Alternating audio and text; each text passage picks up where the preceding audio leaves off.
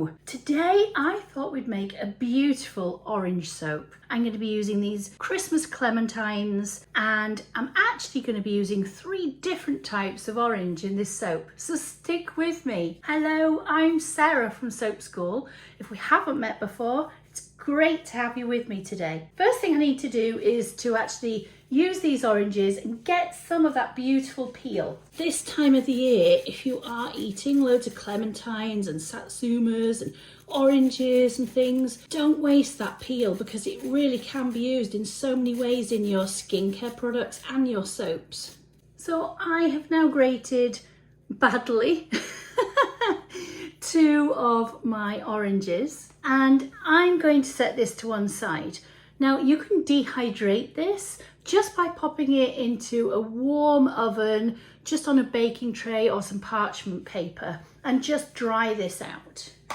The next thing we're going to do is to squeeze these oranges, and squeezing the life out of it. It's going to have a new lease of life once it's turned into soap. Now you could use fresh orange juice if that's what you've already got, but we've got a mountain of these things. And you know what? I think most families end up with absolutely tons of these things at Christmas time. It's nice to have something a bit different to make out of them. So I've got 60 grams there. So I still need 90 grams of water.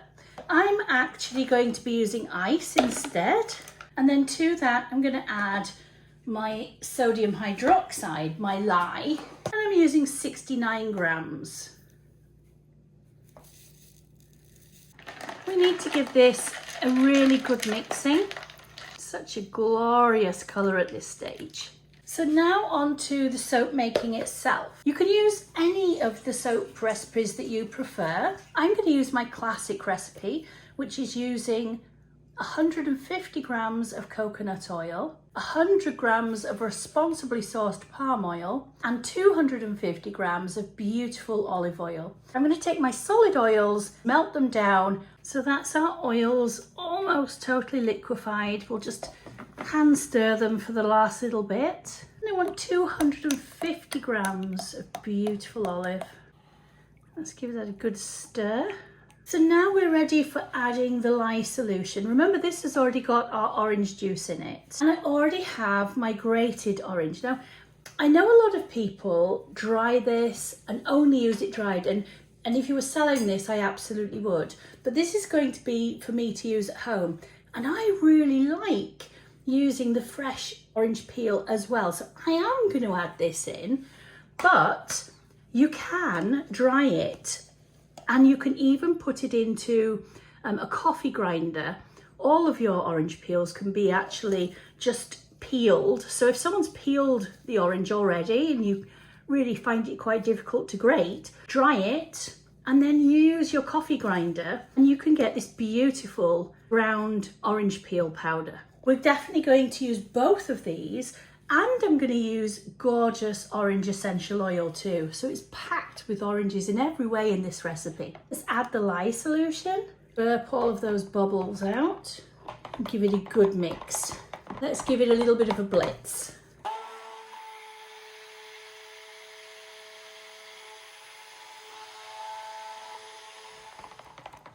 Doesn't that look absolutely gorgeous? Before I take it any further, I do want to add in the essential oil and get my powders in. So in goes my essential oil blend. And because it's a citrus, it often thins your trace out a little bit. So that's why I like to add it in and then adjust that trace to where I want it to be. Sean, can you just hold that for me? Thank you, sweetheart. And I'm going to add 1 teaspoon, these are ½ teaspoon scoops, of the dried orange peel, and then I'm going to add 1 teaspoon of the fresh orange peel,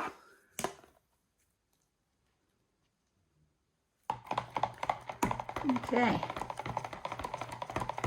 I'm still going to give it a little bit of a blitz just to make sure everything's properly blended through.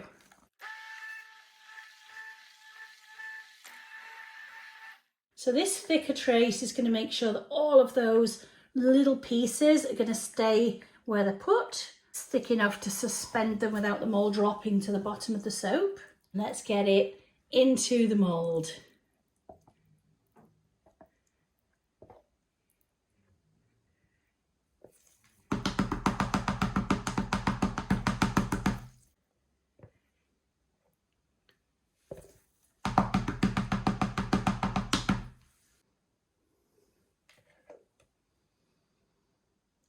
I wish we had smell-o-vision. It is so yummy. And let's do a nice texture just on the top. Might help if I actually had it level. And I think we're done. I'm going to give it a little spray just to make sure we reduce any soda ashing. And I'm going to put this bad boy under some blankets for just 24 hours. I can't wait to cut into this and share it with you. And this beauty is done. Let's turn it out and cut it. It smells really, really good. Aren't you glad you made it? Oh, do you have someone in your family that just loves puns? Because I do. Sean keeps me busy every day with all of his jokes and puns, and actually they're quite funny. Just don't tell him. All right, let's cut this. So you can see where it started to dry around the outside. This has been in the mould a good few days now. So you can really see that it's starting to dry. And of course the soap will go to the colour on the outside once it's fully dried. I think that is lovely. You can see the little pieces of orange and all of the different elements that we've added in there. And they really do give it just that little bit of a fleck and a texture. It's not going to be scrubby though. It's still going to be really, really lovely. So you're saying it has appeal?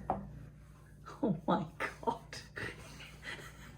There we go. It has appeal. I might have to ban you from the next one. Well, I hope that you enjoyed seeing us make this beautiful soap. Honestly, if you get the chance and you love orange, why not give it a chance yourself? Make it, have some fun.